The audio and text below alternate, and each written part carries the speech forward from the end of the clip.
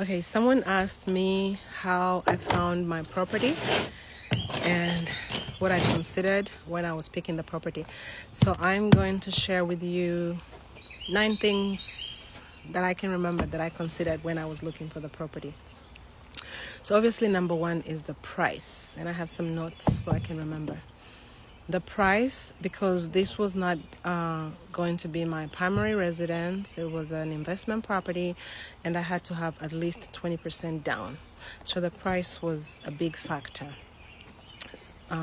So once I knew how much 20% I could afford, then I knew what I was looking for. And then number 2, the distance.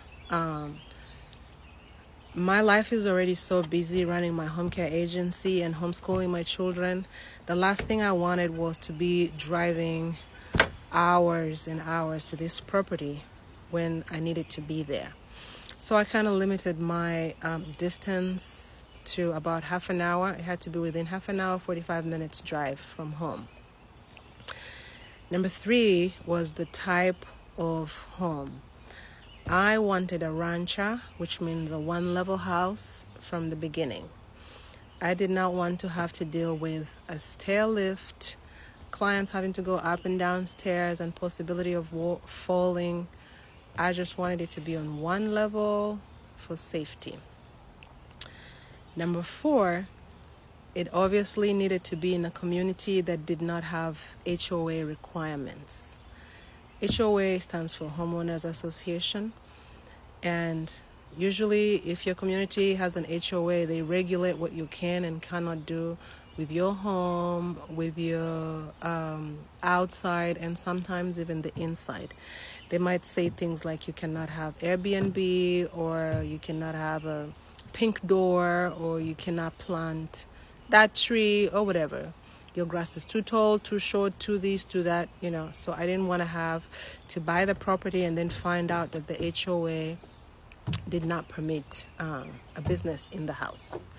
So HOA, and then number 5 is the number of rooms, or potential number of rooms. So I was willing to close off some spaces if I needed to create extra rooms.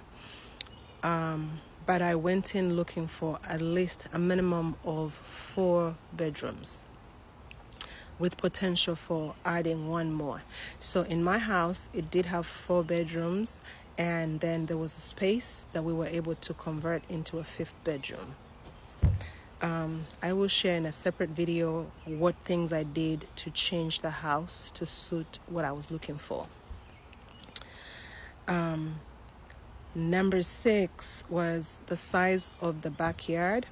So when I went in, I was applying for a 5-bed facility with the potential of increasing it to 8.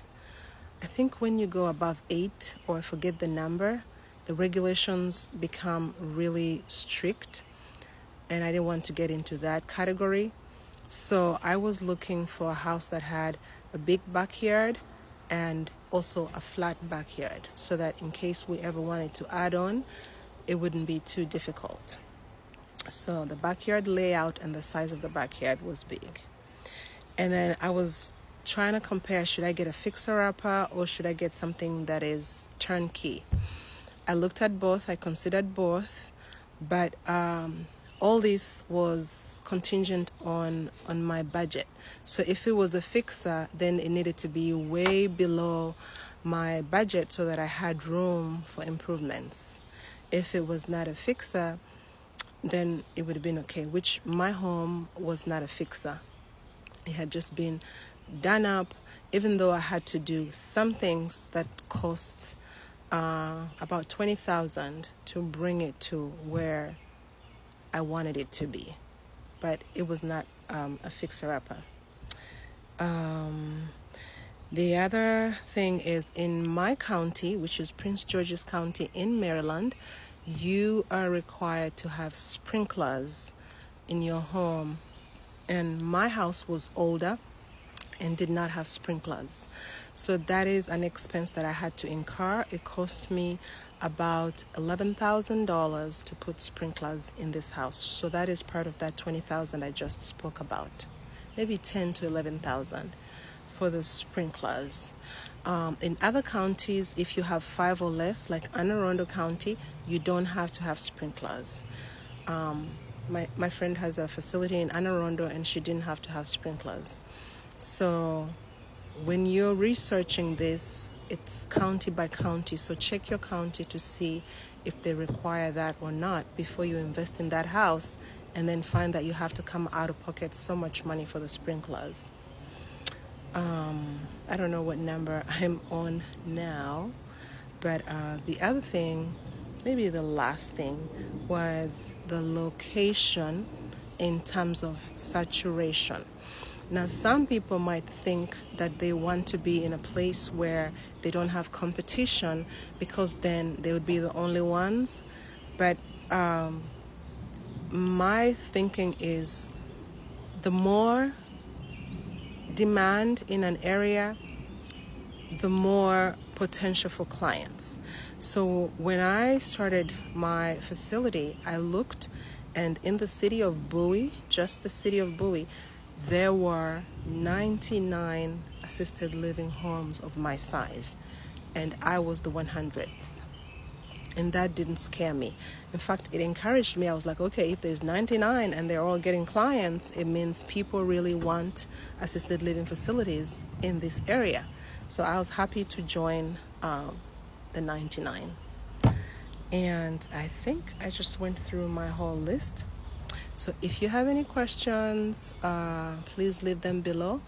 I am sharing these videos to give back to the community so that I can grow my business.